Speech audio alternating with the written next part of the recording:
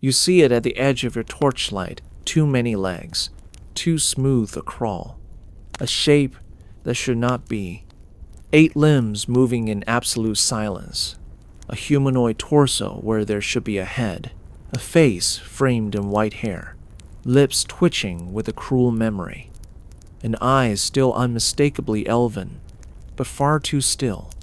You've heard of Driders. Most surface dwellers have. They're whispered about in the same breath as dark gods in forbidden tunnels. A punishment, a curse, a thing born from betrayal or devotion, depending on who tells the tale. But the truth? It's stranger than that. Because Driders aren't just cursed drow. There's something more, or less. Not entirely mortal, not entirely beast, not entirely sane. They are the broken promise of perfection, crawling through the deepest shadows of the Underdark, still singing praises to the goddess who tore them apart. This isn't just a story about monsters. It's about transformation. Violent, divine, irreversible. What does it mean to lose your shape? Your place? Your future? What kind of mind survives that? In this episode, we'll crawl deep beneath the earth to explore the Drider. From its grotesque biology and predatory grace, to the twisted society that spawns it, and the cruel goddess that watches from above, smiling in the dark. We'll uncover the truth behind their creation, their combat instincts, their warped relationships, and the haunting question, do they still dream of who they used to be, or has the spider made them forget? Welcome to the Sleeping Bestiary. Let's begin. A Drider's silhouette is unforgettable. Not because of its terror, though it is terrifying, but because something in your brain refuses to make peace with what it's seeing. From the waist down, the body of a spider. 8 legs, long and chitinous, sharp enough to carve grooves into stone with every step. The abdomen is bulbous, heavy, sometimes web-striped, sometimes pulsing with venom sacs or spinnerets that twitch with anticipation. Its movements are unsettlingly graceful, never hurried, never clumsy. And then, from the thorax, up something far more familiar. The upper body of a drow, torso and arms still elven, still lean and elegant, draped in dark armor or ritual tattoos. Their fingers end in claws. Their hair, if they keep it, spills in pale strands like silk from a dead cocoon. Their faces are angular, sharp, and often serene, as if they've accepted their shape completely. But look longer, and the details start to fracture. Their skin may be stretched thin across bone, sickly from the transformation. The eyes, sometimes 6, sometimes more, have stopped blinking altogether, and their mouths don't always move when they speak. Instead, the words seem to echo from deeper inside, like something rattling around in a hollow chest. Some Driders retain remnants of drow fashion adornments, armor, silk cloaks shredded to accommodate their new frame. Others let it all go, embracing naked utility, their bodies adapted for hunting, climbing, surviving. No two are exactly alike. Some have grown armored plating across the shoulders. Others have spines along their spider legs. Some excrete venom from their mouths instead of their fangs. A rare few seem permanently tangled in half-spun webs that pulse like veins. They're not just part spider. They're part divine punishment, twisted by Lolth's will, shaped to reflect not just a hybrid, but a heresy, a reflection of what happens when devotion becomes deformity. And perhaps That's the most disturbing thing of all. They don't look like mistakes. They look intentional. You can't carve a drider apart like a monster and expect the pieces to make sense. They aren't stitched together, they're rewoven. Their anatomy doesn't follow natural laws. It follows Lolth's vision. Still, there are patterns. The spider half isn't merely a graft. It's alive, integrated. Each leg is muscled from within, not moved by magic, but by tendons and nerves threaded seamlessly into the drow's spine. Beneath the black chitin lies warm tissue, reddish-gray muscle that flexes with quiet tension. Blood flows, but it isn't like ours. It's thicker, almost silver when exposed. It clots fast, heals faster. The abdomen houses more than venom sacs. There are organs in there that no scholar has managed to fully catalog. Digestive tracts, yes, but also pulsing clusters of silk glands and strange nodes that seem to vibrate when the drider concentrates. Some believe these resonate with underdark frequencies, letting them see through walls or sense vibrations from prey a mile away. Their upper bodies remain hauntingly elven, but that's only skin deep.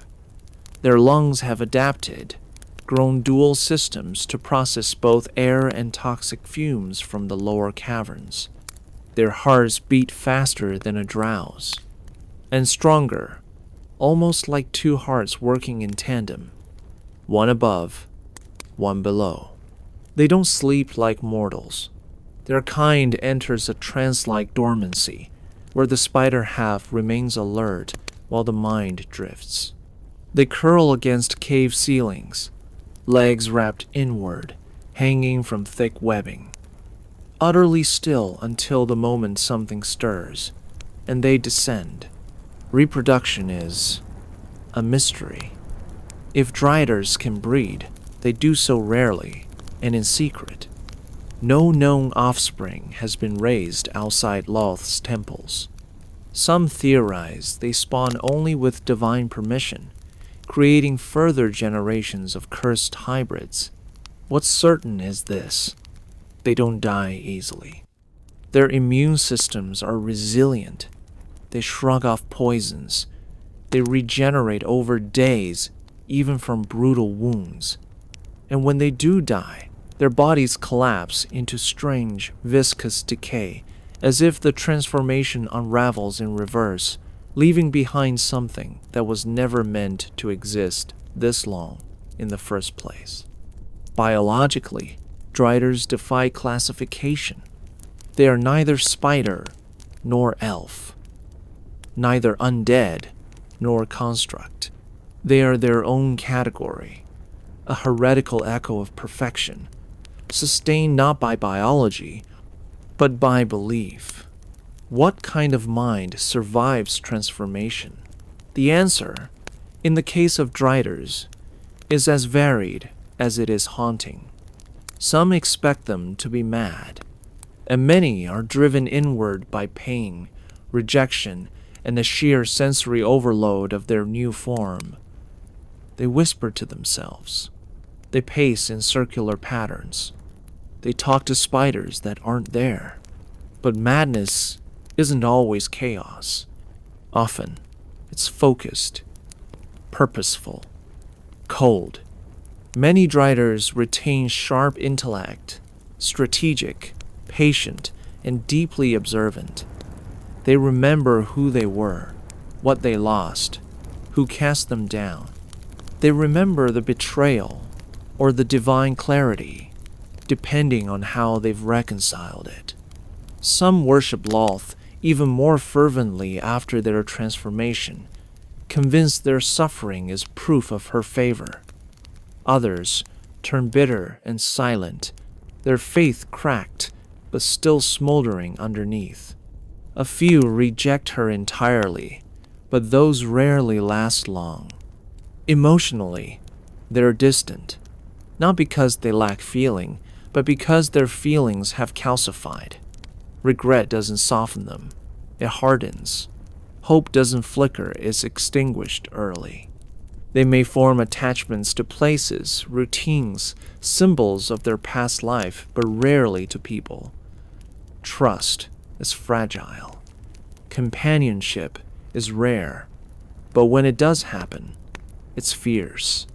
A drider who bonds with another creature, be it a fellow exile, a servant, or even a captured rival, can become terrifyingly possessive. They don't forgive easily, and they don't forget.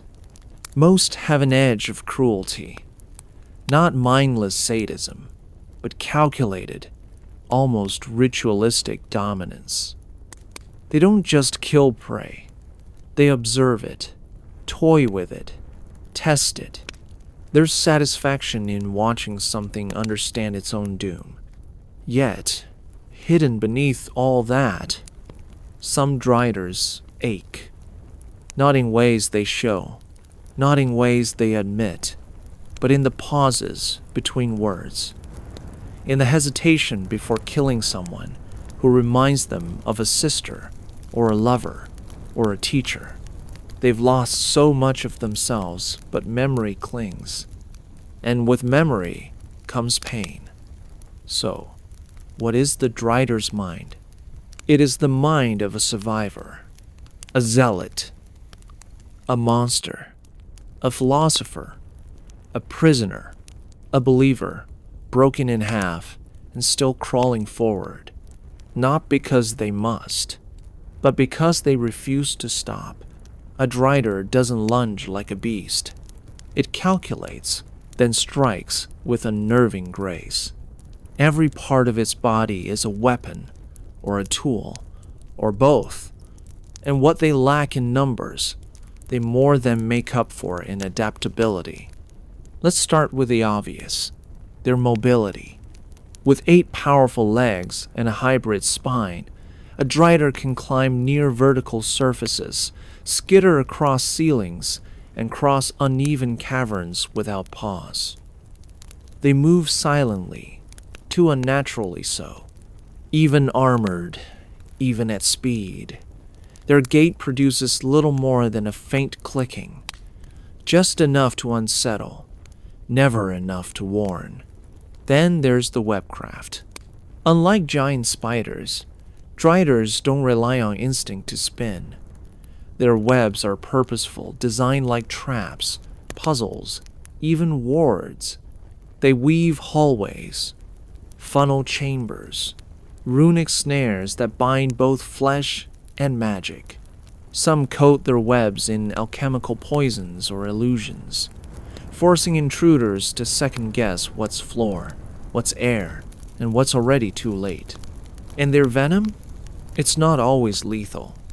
In fact, most driders prefer it isn't. Their venom paralyzes, slows, burns the nerves without killing. It's a tool for interrogation, psychological warfare, or extended study. Victims are often found wrapped in webbing, still breathing, eyes wide, minds shattered from hours spent in that dark, suffocating cocoon. Their magic hasn't gone anywhere, either. A drider retains much of its drow-born arcane talent. Darkness manipulation, silence fields, ensnaring enchantments, and in some cases, shadow-warping spells that let them step between surfaces like a dream slips through thought. In combat, they combine it all. A well-trained drider uses 3 dimensions dropping from above, retreating up walls, using their reach to pin targets against stone with a single limb while casting from afar. They don't fight fair. They fight flawlessly, and they don't panic. You can cut them, burn them, shatter their web. But unless you kill them fast, they'll adapt, learn, exploit. There's a reason even seasoned Underdark hunters whisper about never going alone and never standing still. Because when you face a drider, you're not just fighting a monster, You're fighting strategy, memory, and vengeance, in a shape that never should have existed. They are ambush predators, masters of patience and timing. Long before steel is drawn, a drider is already preparing the battlefield. Webs woven to restrict movement, false paths laid, sounds redirected. Even the very air seems to conspire against their prey, as if the cave itself is holding its breath. And once combat begins, once you've crossed into their trap, there is no clean escape. They strike from above, behind, and below, always choosing the angle that disrupts formation, breaks confidence, splits the group. They don't brawl, they dismantle. You'll find yourself isolated, panicking in magical darkness, your thoughts clouded by fear, and then the blade finds your back. Because yes, Driders carry weapons. They wield glaives, spears, or twin scimitars with elven grace and spider-born reach. Their strikes are fast, and always accompanied by something worse. A binding spell, a venomous bite, a strand of web tightening around your throat. But it's not just about killing. Driders aren't always looking for blood. Sometimes they want knowledge, a captive, a message sent through fear. In those cases, they'll leave you barely breathing just enough to remember what it felt like when she came for you. Driders also know when not to fight. If the odds are poor, they vanish slipping through tight crevices, scaling ceilings into shadow, or cloaking themselves in silence. And if you pursue them, you're not the hunter. You're the next chapter in a trap that already began. They observe, they adapt, they learn their enemies over time, cataloging weaknesses and behaviors for the next encounter. It's not uncommon for a drider to stalk a group for days, testing them with illusions and misdirection, before finally striking when the healer sleeps or the spellcaster wanders too far. And when they fight as a group, a web of driders working in silent coordination, the result is devastating. Entire battalions have been swallowed into the Underdark without a scream, their bones left dangling like ornaments in silk-strung caverns. Driders don't thirst for combat. They savor dominance. And the battlefield? That's just their hunting ground. You'd think Driders are loners doomed to crawl through the Underdark alone, shunned by kin, cursed by gods. And often, they are. But exile breeds more than isolation. It breeds structure. Over time, many Driders form small, insular societies, web-bound communities tucked into the deepest and least traveled caverns of the Underdark. These places aren't cities. They're not even villages in the usual sense. They're nests, sprawling like fungus through stone, labyrinthine, silent, alive. A typical Drider enclave is ruled not by a council or vote, but by a single dominant figure, almost always a matriarch. She is the eldest, the most cunning, and often the most heavily transformed. Her web is the center of the lair. Her word is law. But don't confuse leadership with warmth. Drider hierarchies are built on fear, dominance, and survival. Every position must be earned. Challenges are expected and sometimes welcomed.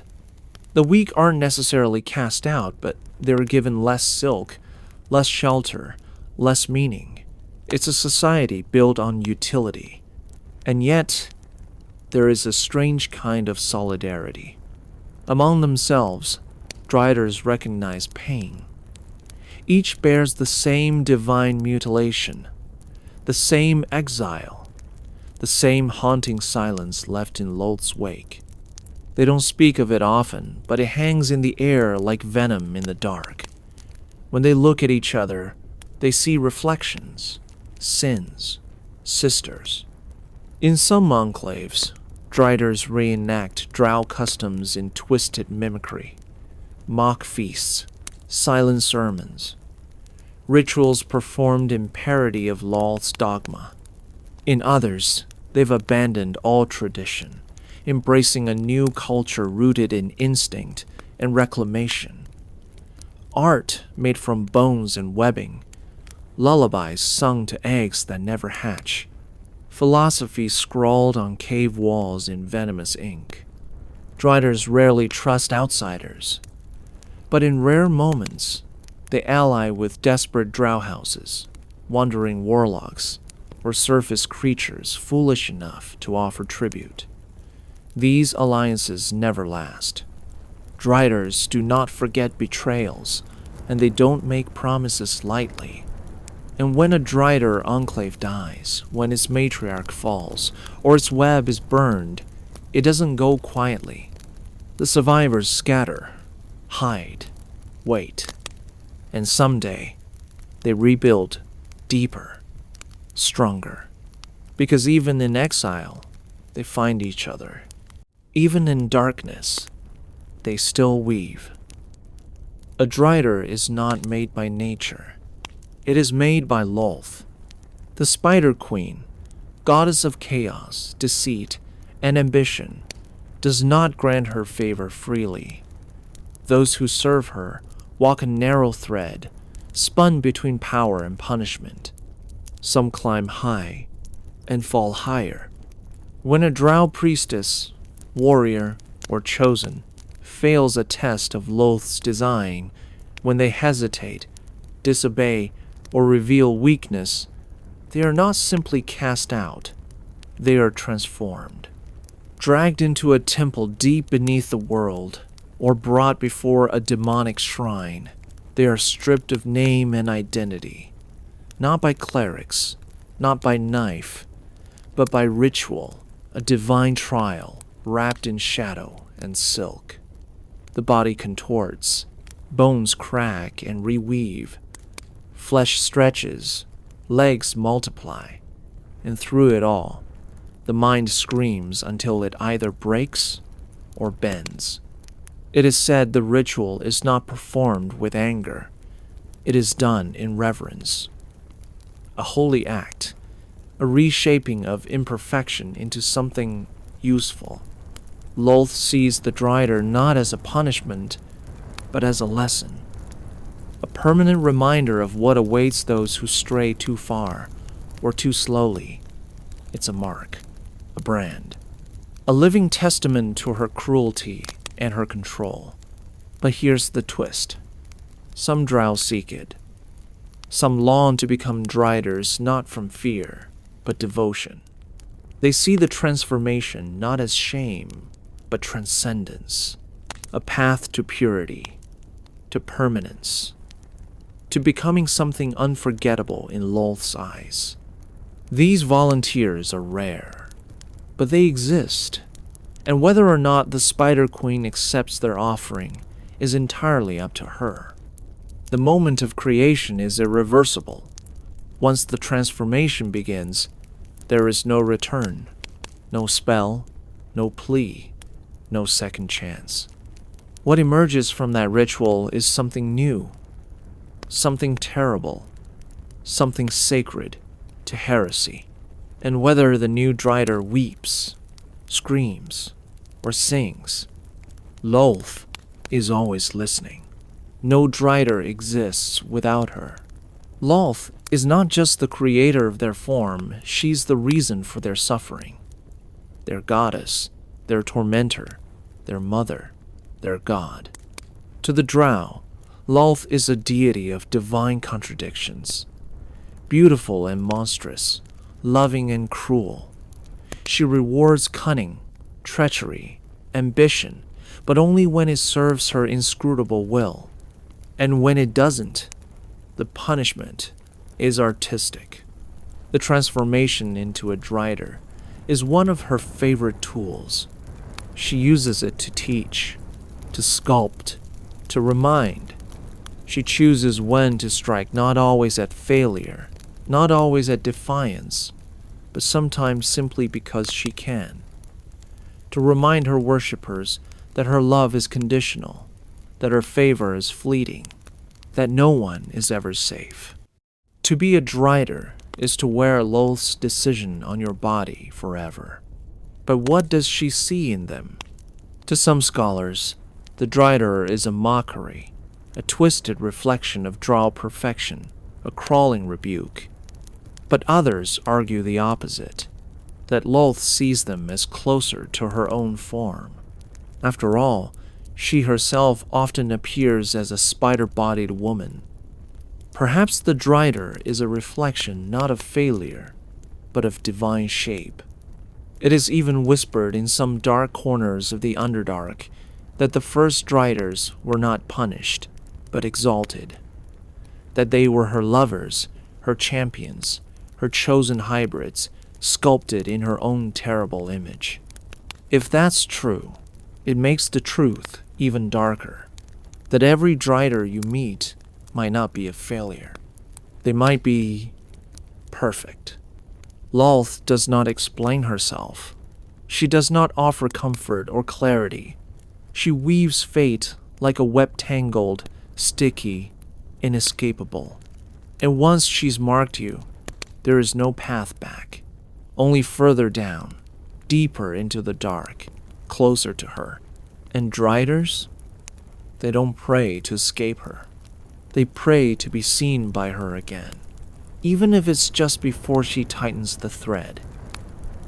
You might think the Drider's story ends the moment they're transformed, that the curse is final, that the shape they wear is the end of the road.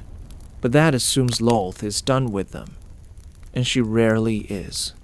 Driders change, not just emotionally, not just mentally, but physically.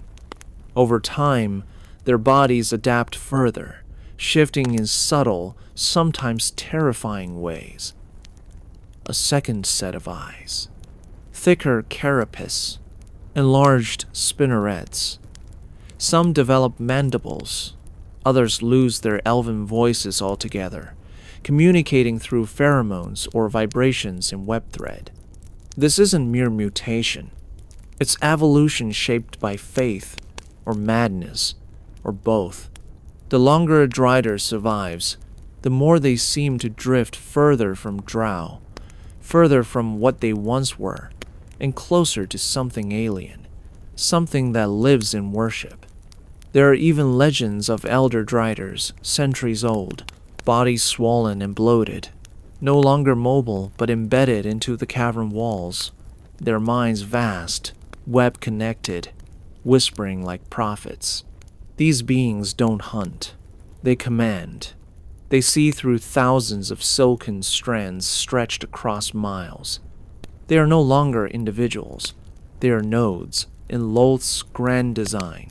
A few rare cases speak of Driders who shed their drow traits, entirely becoming something closer to abyssal spiders, dripping with shadow magic, their humanoid torsos eroded by time and divine reshaping. But is this evolution or erosion? And here's the darker possibility. What if this progression isn't punishment at all? What if becoming a Drider is just the first step in a greater metamorphosis?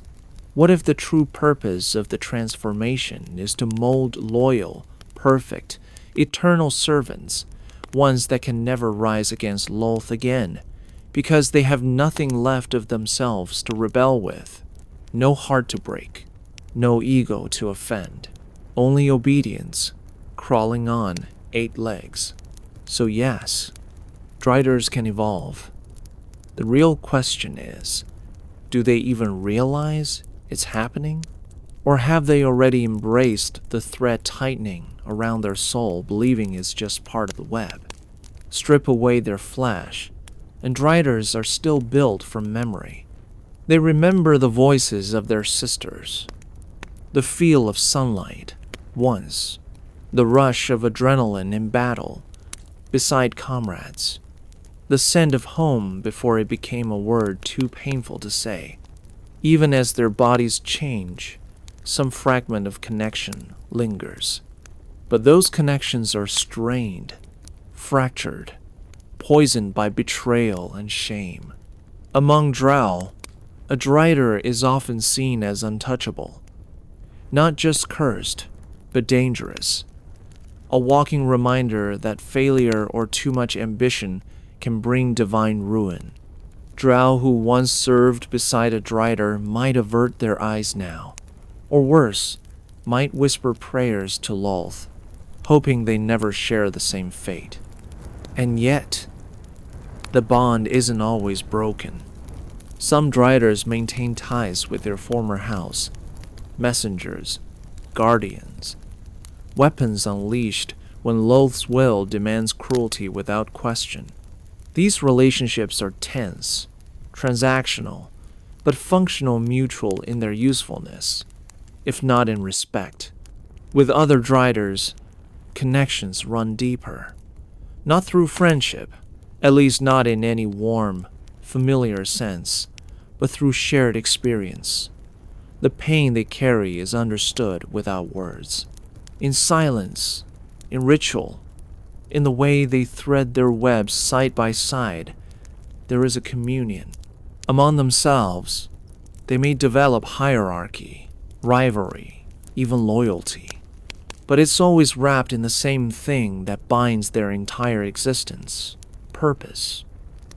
If you serve the web, you are kin. If not, you're prey. But what about love? Can driders love? It's not an easy question. Some have tried. Some still dream of it, buried under layers of silk-thick rage and divine programming. But love, as they once knew it, rarely survives the transformation.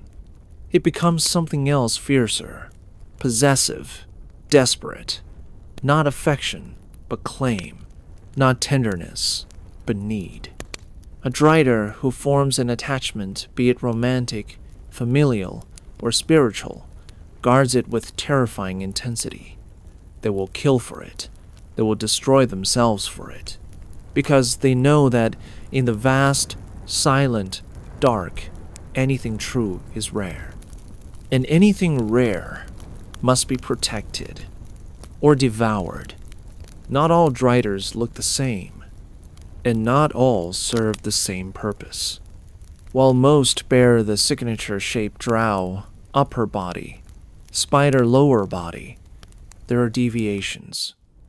Variants born from different rituals, from different failures, from different whims of Lolth. Because her punishments are never uniform. Her artistry lies in the specificity of suffering. One known variation is the Venom Heart, a drider whose transformation intensified their toxic abilities. Their venom corrodes armor. Their very breath clouds the air with paralytic mist. These driders are often used to guard sacred caverns or divine relics, their bodies warped into biological weapons.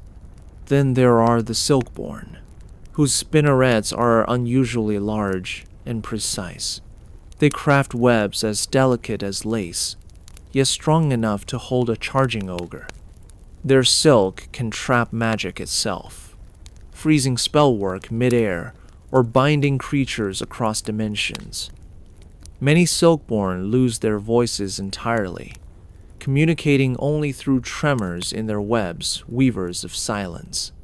Rare and terrifying are the Widow Matrons, massive driders whose drow halves have aged into withered priestesses, often with bloated abdomens that pulse with unnatural fertility. It's said they spawn lesser drider-like creatures, half-breeds, unfinished, loyal only to the matron and her songs spun in abyssal tongue. Some are touched not just by Lolth, but by demonic essence. These aberrant driders may sport wings of bone, mouths where eyes should be, or limbs that split and reform at will. They are not stable, But they are useful, used in wars, in rituals, in terror. And then there are whispers of surface driders, of transformed elves who never knew Lolth, who were twisted by rogue cults or dark gods mimicking her rites. These creatures walk forests like nightmares in silk, mimicking birdsong to lure prey. They are not true driders, not by blood, but the shape is unmistakable.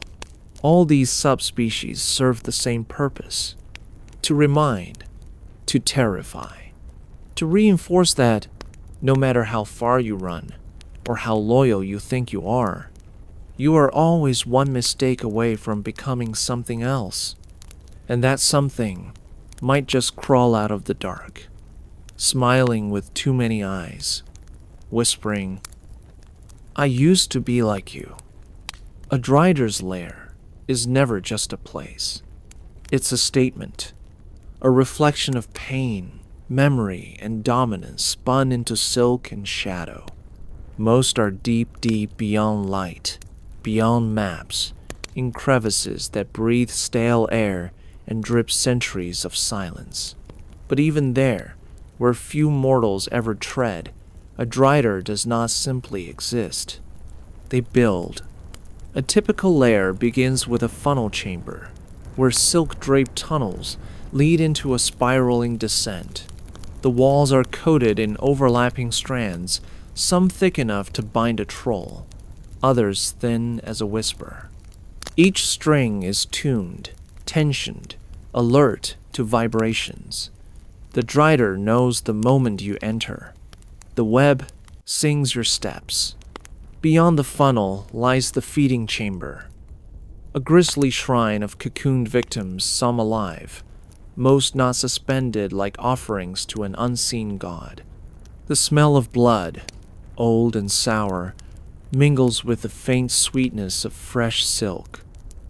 Bones crunch underfoot, and in the silence, you'll swear the walls move. Deeper still is the nest. Here, the drider rests, or waits, rather nestled among hanging webs, like a spider in a cathedral of heresy. If the drider is part of a coven or enclave, multiple nests may branch from a central chamber connected by skybridge-like threads high above the cavern floor. Some lairs stretch vertically rather than wide, shaft-like tunnels, with silken ladders, drop traps, and false exits. Others sprawl through underground ruins, reshaping ancient architecture into a new theology of terror. Statues bound in web, altars turned upside down, a city swallowed and redecorated. You'll often find symbols scratched into stone or woven into the silk itself. Prayers to Lolth, warnings to intruders, diagrams that might be arcane, anatomical, or simply personal. The mind of the drider made visible, thread by thread. And if the lair belongs to a matron drider, expect more. Expect murals spun from silk and blood. Expect relics stolen from drow, temples defiled, inverted, twisted into new icons. Expect eggs, because yes, sometimes there are eggs. Whether they hatch is another question, but their presence alone is enough to make even seasoned adventurers hesitate. Drider lairs are not dungeons. They're declarations. They say, "You are not welcome. You are not safe. And most importantly, you are already in the web." Not every encounter ends in silk and screams. Sometimes a drider speaks. Sometimes it offers a deal. It's rare, yes, but not impossible. There are moments when a drider won't strike immediately, when its many eyes narrow and its voice raspy, echoing, half remembered from another life, whispers terms. Why? Because driders aren't beasts. They are thinkers. and every mind that thinks negotiates. But their bargains are never simple, never safe. They are as much traps as they are transactions.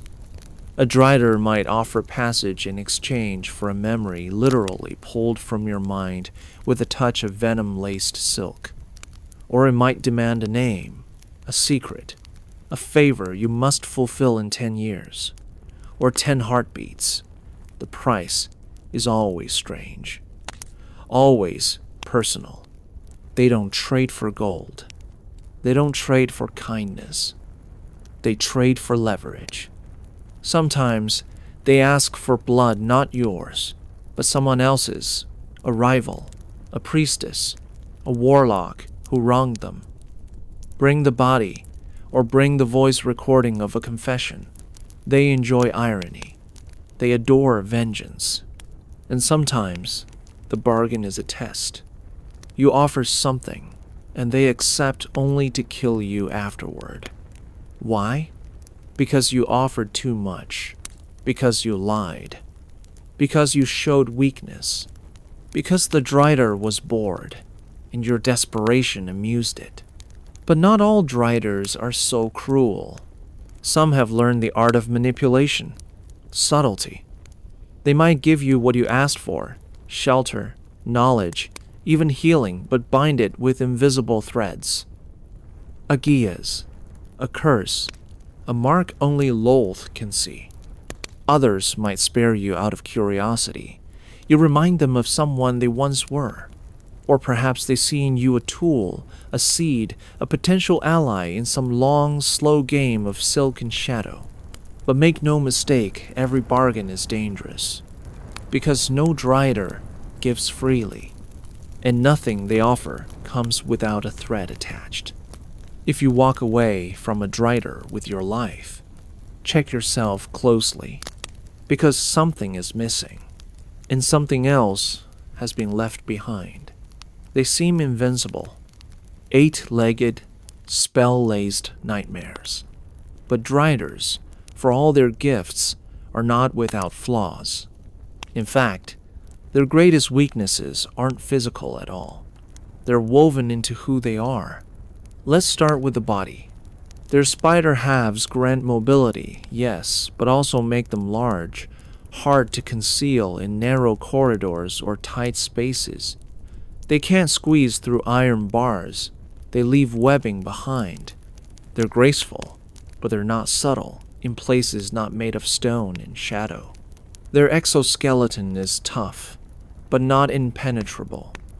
Blunt weapons, hammers, maces can fracture their carapace. Fire is particularly dangerous. Their silk burns hot and fast, and many driders fear flame with a primal, twitching dread. Not because it hurts, because it spreads.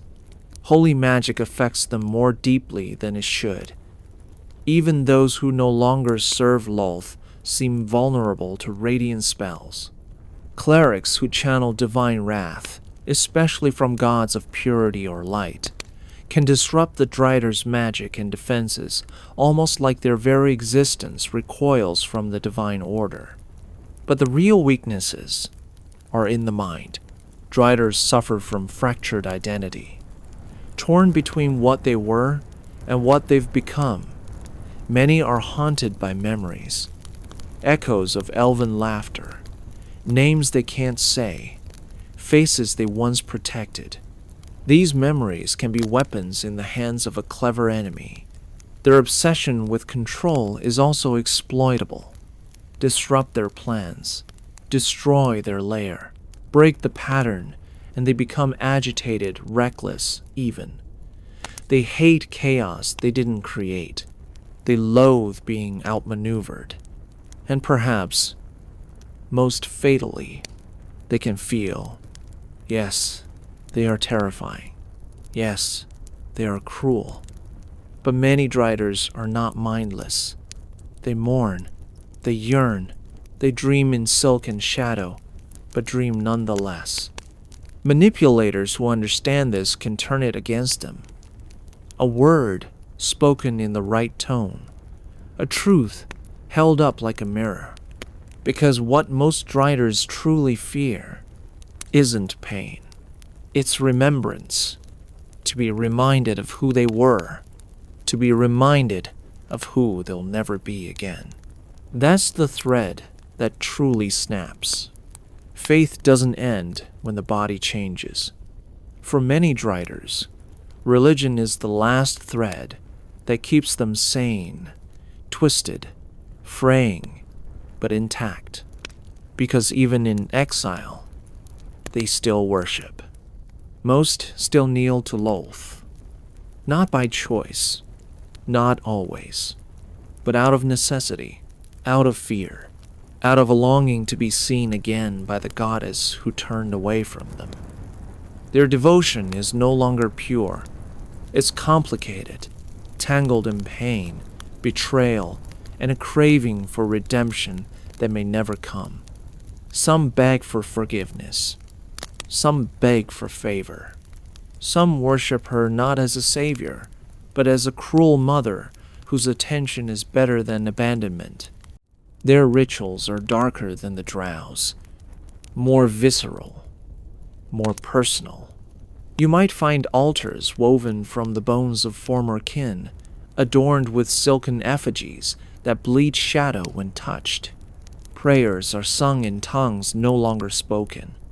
Offerings might be blood, or secrets, or the whisper of a name spoken with venom and grief. But not all driders stay loyal to Lolth.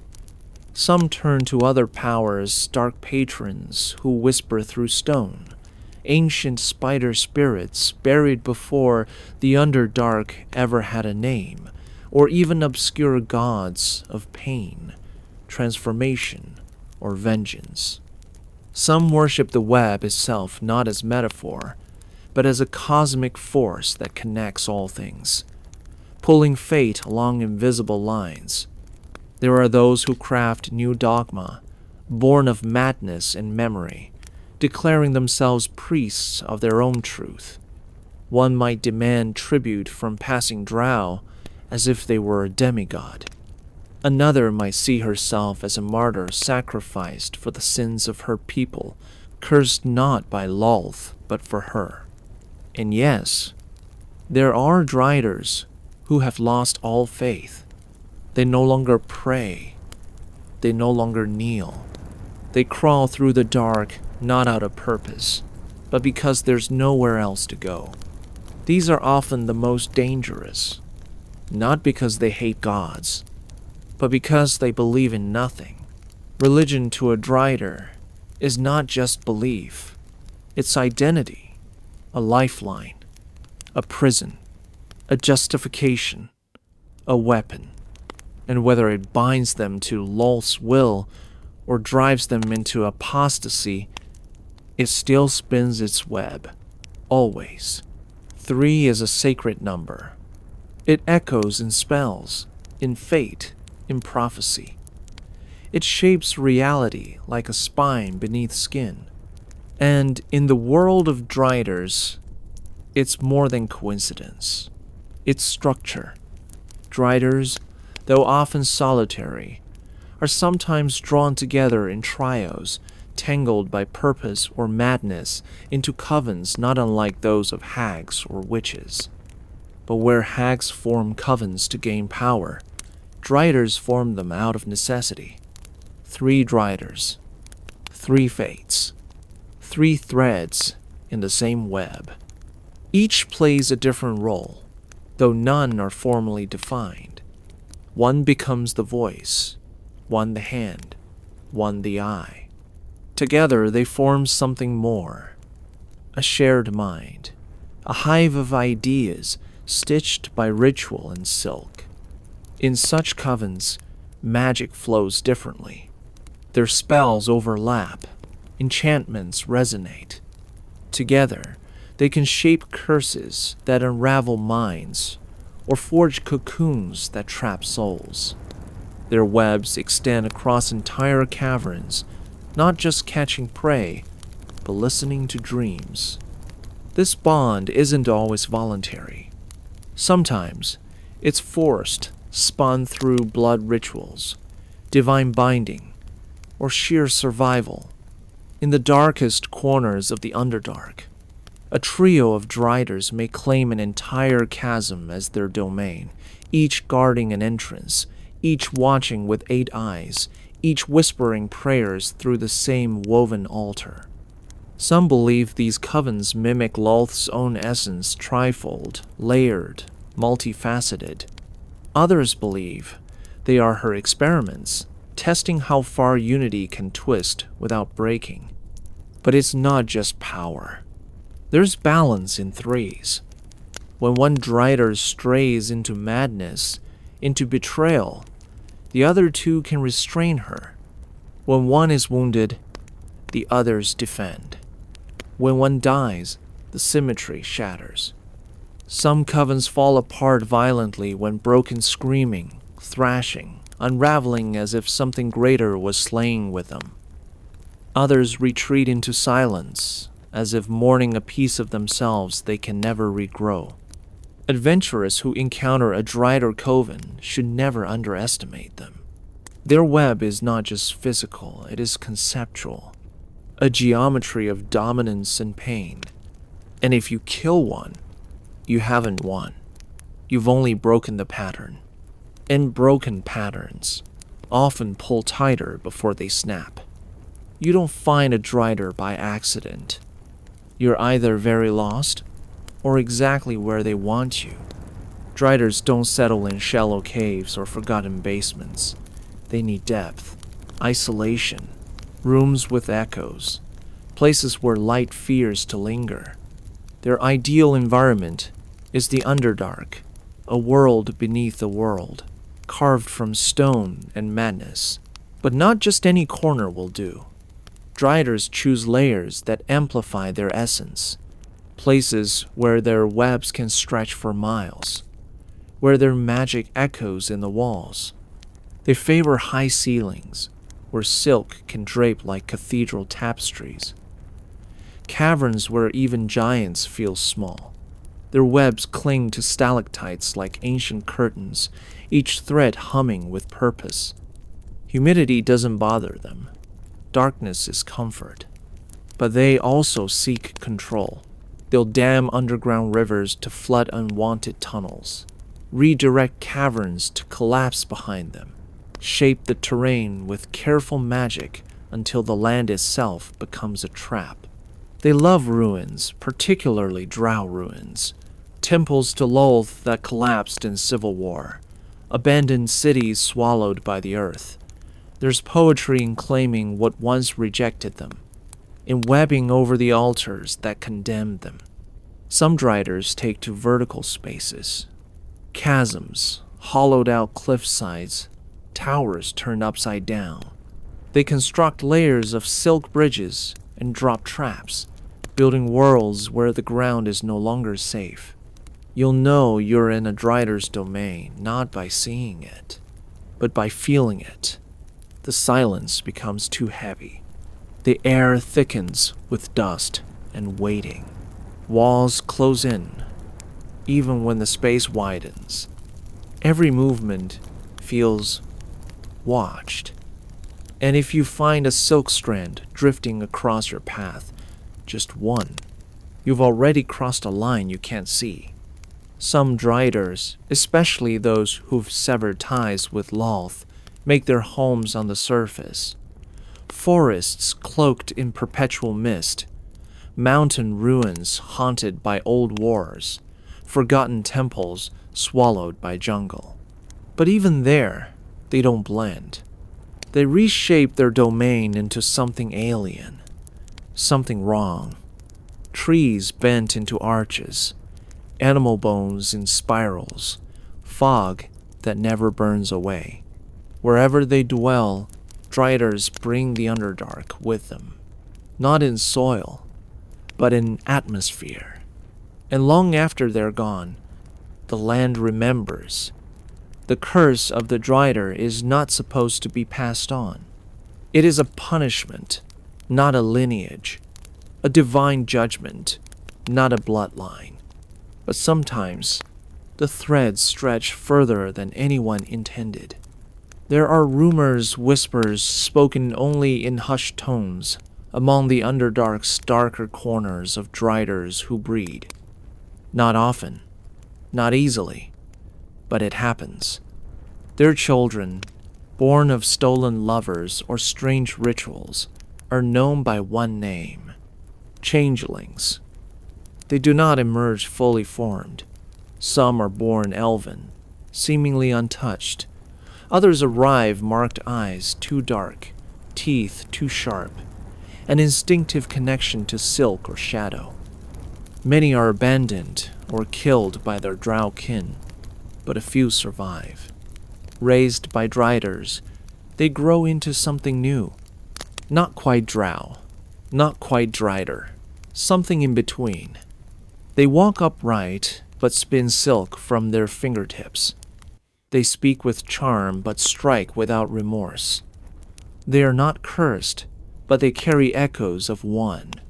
Some changelings become bridges between worlds, used by Driders to infiltrate drow society, to manipulate, to spy. Others are left to fend for themselves, growing up with fragmented memories and half-heard lullabies whispered in a tongue no elf speaks. And the rarest of all, the ones who choose transformation. These are not cursed by Lolth, but seek the Drider form willingly, either to honor their parent, to gain power, or to prove loyalty to a forgotten god. Through forbidden rites or ancient venom, they allow the change to consume them. And they emerge different, not twisted by divine wrath, but by choice. And that makes them dangerous. Because while most Driders are shaped by trauma, regret, or punishment, these changelings are shaped by ambition. And ambition, when paired with spider sense and elven cunning, can twist the world far more than silk ever could.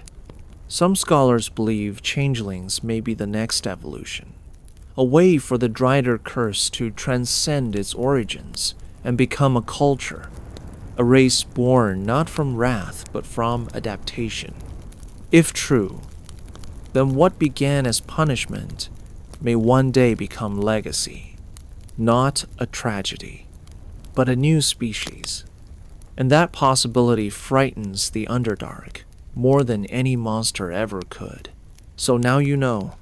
The Drider is not just a monster in the dark, not just a punishment, not just a hunter. It is a mirror held up to the ambitions of the drow, to the cruelty of their goddess, to the lengths a soul will crawl, whether to return to what it was, or to embrace what it's become. They are cunning and cursed, elegant and horrifying, victims and villains, and in their many-legged form, they carry something more enduring than venom or magic. They carry story. Each Drider is a chapter carved from suffering. Some seek redemption. Some seek revenge. Some just want to be seen again, not as monsters, but as something more. Others have embraced their role, become the nightmares the world expects them to be. But all of them are caught in the same thing. The web, whether it binds them to Lolth, to memory, to revenge, or to something darker still. The web holds. And maybe that's the most tragic part. Not that they became Driders, but that they might never find a thread strong enough to lead them back. So if you ever feel a tremor beneath your feet in the Underdark, a slight pull, like a heartbeat in the stone, stop. Listen, because if you're lucky, you'll have time to run. If not, you'll become one more thread, one more whisper, one more name caught in the web. Thank you for joining us on this descent into the shadows. If this tale drew you in, if it whispered something strange and fascinating to your curiosity, like, subscribe, and share this story with those who wander too close to the dark. and let me know what creature you'd like to see next. After all, the sleeping bestiary, it never truly sleeps. Until next time, traveler, stay curious and tread carefully.